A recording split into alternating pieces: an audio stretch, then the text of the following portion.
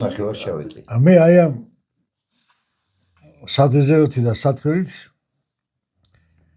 ამოვწურავ ამ მცირე ამბებს, რაც ძველ ქართულად არის როგორც ანბავი. ანუ ეუნებიან გევიანბე მეფე ერეკლევ და არა გვიანბე. ამიტომ ამბავს ქვია ანბავი. ანი ცის და ბარი მიწის. ცის და მიწის ამბავს ქვია ანბავი. ანბავიც ანბანიც მაგას მოგვითხრობს. ცის და მიწის ამბებს. ეგ არის ანბანი და ანაბარიც ეგ არის. ცის და მიწას ბარებულს ნიშნავს. ხო და აუცილებლად მინდა რომ კიდე ორიოდე სიტყვით წავისაუბროთ და წინ წავეწიოთ ჩვენ მაცხოვრის აღდგომა გვიახლოვდება და 5-6 დღეა გასული აღდგომიდან მოწაფეები თევზაობენ და გაიხედეს ზღვისპირას რომ ცეცხლიანთია და ვიღაცა თევზს წვავს. ვერ მოინათიეს ვერაფერი, ვერ ითევზავეს, გამოვლენ და დახვდებათ მაცხოვარი. და ეთქვის რომ მომენატრეთო და მასპინძლობს თევზი და იმით გაუმასპინძლება პურით. ცაში ღმერთმა ვეგაძლო ერთი კვირაც კი ხან მარიამ მაგდალენის ეცხადება თან ხან თეთრ მოწაფეს ჩაკეტი კარებში ხან დაემგზავრება ემაუსის გზაზე მიმოვალ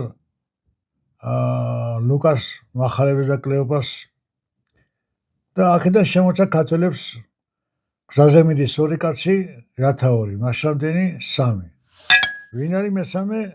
მესამე არის მაცხოვარი. რომელიც დგაა იქ, სადაც ორნი არიან. და ამბობს კიდე ზგვიბარებს, უკეთ 2 ან 3 შეიკრიბებით, ჩემი სახელით, მეც თქვენ შორის ვარო. და ვახუშტი ბატონიშვილი წერს ქართველებზე, ქართველები უკეთ 2 ან 3 არიან, არა შეიჭირვიანო.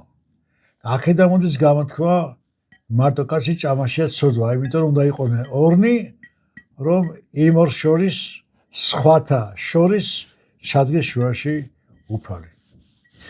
ამიტომ ესეთი წესი ჰქონდათ მოწაფეებს, როცა აღდგომის შემდეგ იკრიბებოდნენ, ერთი ადგილი თავისუფალი იყო, იმ ადგილას, სადაც მაცხოვარი ისდახომე, დგავდნენ პურს თევზზე, როგორც ზეციურ პურს და აპურს მერე შეაქვეს არტოსი და ეს არტოსი მერე მოწონეს უნაწილდებათ.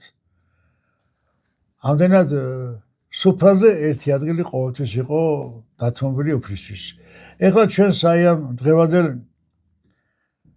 დედაენის დღეს ლაზარე გამოვեց გარე ამ ჩვენ ლამას საუბარს ამშვენებდა ერთი ძეგლი, ერთი ქანდაკება კიდევაც დაიზრდებიან, რომელიც არის მერაბ ბეჯენიშვილის ძეგლი, რომელიც ამშვენებს აი მანეულის მისადგომებს. არგეთის ველებს. საქმე იმაშია, რომ დედის სამოსი ყველა მხრიდან არის მრავალკეცი ნაჭდევი, როგორი მრავალკეციც თითოეული ქართველი დედის ცხოვრება იყო. მრავალკეცი ჭირით და ჭითათვენით. ამ ძეგლში მამა არ ჩანს, არც ლექსში არ ჩანს მამა. არც უფროსი ძმა არ ჩანს. მამასა უფროსი ძმებიც შეწირულები არიან უკვე სამშობლოს მის დასაცავად. ჯერ ტარება არ შეუულიათ, უпроსტოდ ხელის დადება ხმალზე ბიჭებს. მაინც კი შეუძლია თუ ორივე მაწიოს მახვილი. და დედას ხელები ასე კი არ აქვს, რომ დაიფაროს, რომ ჩემი შვილები ჩემთან.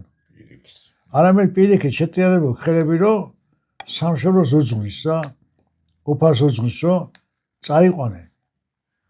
უფალო იმსახურე სამშობლოს სამსხობლოზე, სამშობლოს სადარაჯოზე.